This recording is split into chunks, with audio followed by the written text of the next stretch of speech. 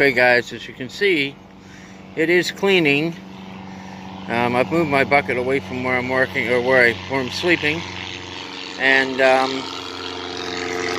gave it its own power source. It's at 2 amps, roughly, on a 10 amp max battery charger, in a manual mode. And we're getting closer. It's getting really crusty in there, and I'm feeling good about it. I've added an additional clip to get my negative wire, my negative leaf further away from the water. You know, electrocution is just not my thing. So hopefully, maybe tomorrow, maybe the next day, but soon, we're gonna have a reveal.